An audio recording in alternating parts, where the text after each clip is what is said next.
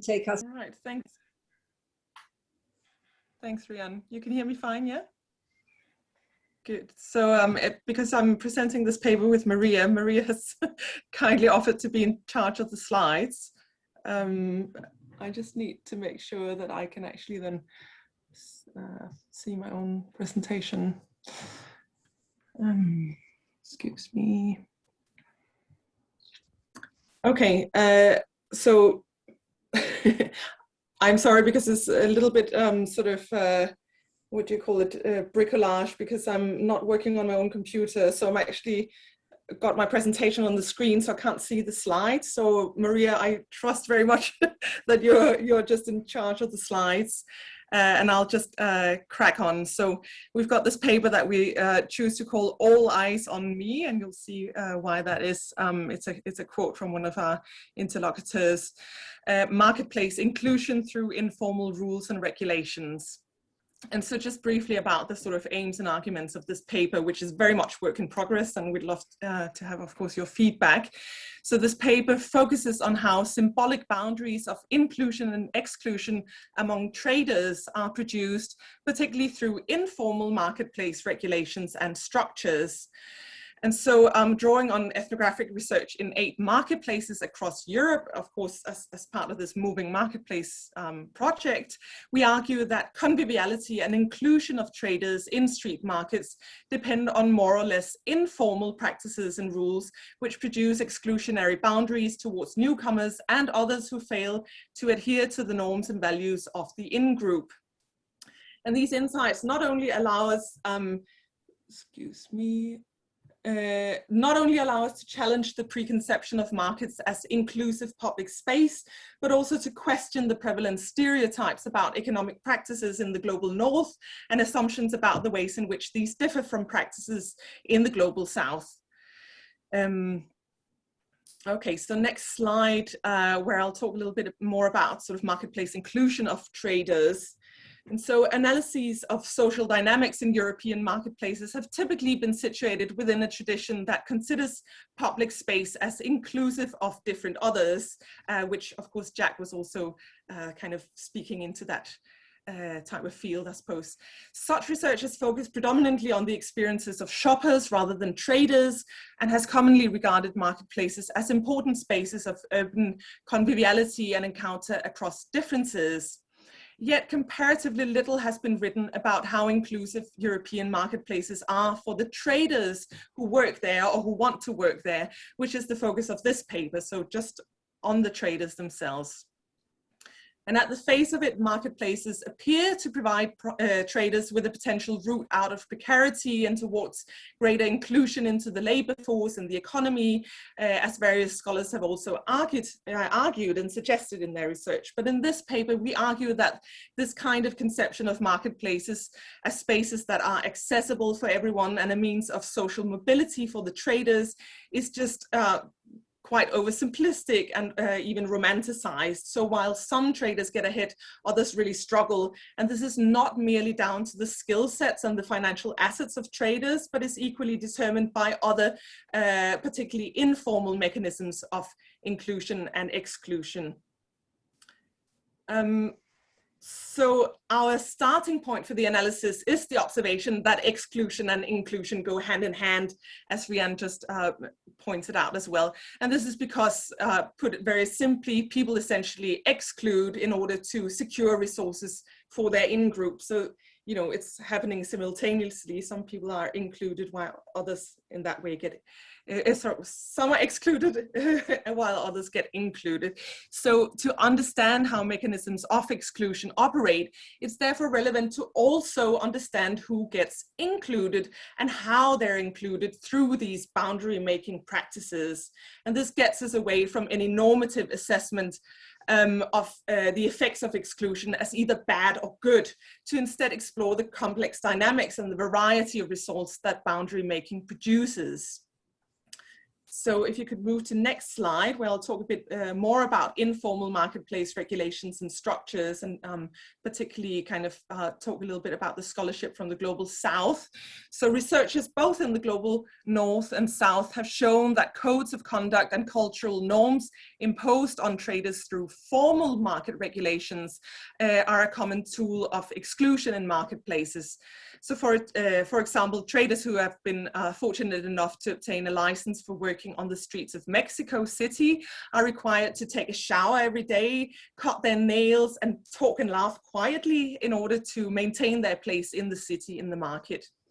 And in France, in Montpellier, North African traders were removed from their selling points in a central marketplace and substituted by native French antiquities vendors after the city's decision to adjust its central square to its nationalist discourse of history and heritage. Now, the literature on European marketplaces, meanwhile, provides relatively limited insight into the informal mechanisms of inclusion and exclusion of traders that exist within the marketplaces. And in contrast, scholars have dedicated significant attention to understanding how markets in the Global South are informally organized and regulated by traders themselves under conditions where the power and resources of the state are relatively limited.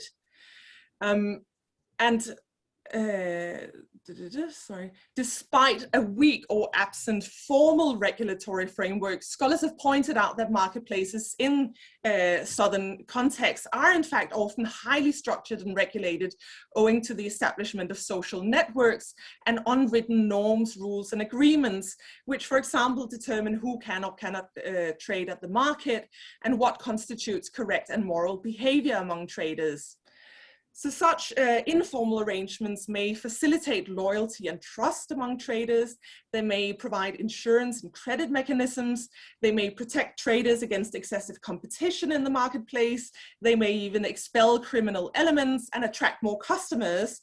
But they can also have perverse and divisive effects, for example, if they serve to uphold established hierarchies at a market and block newcomers from entering or succeeding in trade. And these insights from the Global South are actually relevant to our analysis because our empirical findings in different European marketplaces have also revealed the existence of informal regulations and structures that may determine who has access to trade in the first instance, and also subsequently who then thrives and succeeds at the market, what we call the continuation phase. So it's mistaken to assume that European marketplaces operate only within the regulatory framework of the state. Access to and regulation of market trade is not entirely based on democratic principles of equality, meritocracy, and the rule of law as laid out by the state. It's important to state that by saying that European marketplaces are partly regulated and organized on an informal basis, we are not implying that these places are necessarily chaotic or illegal.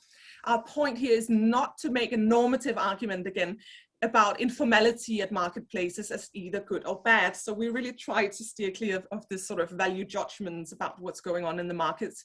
We do not consider formal and informal as exclusive and binary opposites, and nor do we attach any normative label to either of these. So our conceptualization of informality in this paper draws on the work of Guhar Kasnobis and his co-authors, who argue that there is no clear split between formal and informal, instead they state that there is a formal-informal continuum between relatively high and relatively low levels of the reach of official governance mechanisms. So I'll hand over to Maria there, who'll talk a bit more then about our empirical insights. Okay, thank you. So yes, I will be giving some insights from the different markets from the 4 countries that participate in our project. But I also want to let you know that I won't be mentioning any of the concrete marketplace names in order to maintain the anonymity of the participants. Could you speak in the mic a little bit more, Maria? Is this better? Yes, thank you. Yes. Okay. So the type of marketplace boundaries that we've observed so far, we've kind of categorize them into two different phases. So first of all, there is the entry level, as you can say, and the continuation level. So we've observed that the first kind of entry level boundary is very much related to the system of licensing, which is normally managed by the local authorities or the municipality. And in some places, we have seen that the licensing is not always as democratic or transparent or egalitarian as it would be expected in the European context. So in addition to the formal conditions, to all the paperwork that traders must do, there are also parallel and informal criteria that intercede in the acquiring process of a license. So, for example, both in a public food market in Spain, as well as a privately managed market in the Netherlands, the Traders Association asks for the new applicants to present a business plan, which should demonstrate what exactly will they be selling and how will they do it. So we consider this type of conditions actually a concealed form of quality control, which might not only apply to the product, but also to the trader's appearance and even on her or his ethnic background or sexual preferences, for example. Another thing we have seen is that informal agreements can sometimes precede or even facilitate formal agreements. Another case from Spain, a trader who I interviewed told me that when he was initially seeking for information on, he was seeking for vacant spots in a market where he wanted to enter. And so he would have to visit different markets and ask around straight from the traders. And at one point he knew of this elderly man who was about to get retired. And they made an oral agreement for trespassing the license. So after that informal agreement, they informed the market authorities of the trespassing, and then the trader had to pay 4,500 euros in cash to the former trader. So that was obviously undeclared money. So as we see with two more minutes, Maria. Oh, okay. Yeah. So as we see with this type of cases, licenses can actually circulate in parallel spaces where the existence of social networks to obtain information and the availability of a not so small start capital is very substantial. And at the same time, those who lack this kind of social and economic capital remain in unfavored starting position. So a bit quickly, if we move on to the kind of boundaries that we see at the continuation level, we can say that they are largely connected to or have a lot to do with the making of a community of traders, kind of imagined communities, which are very often founded on loosely defined norms and values and codes of conduct. So I would like to read a little vignette as well from Omar, who works in a market in the UK, who described his initial difficulties in the following way. So he said, "When I started, it was all eyes on me, but I made it. The traders are suspicious when a new person turns up. They make life hard for you. They ask you what you're doing and tell you that you can't stand there. But little by little, they start to trust you. They see you are serious, so they leave you alone. With time, they even start to help you and give you advice and stuff."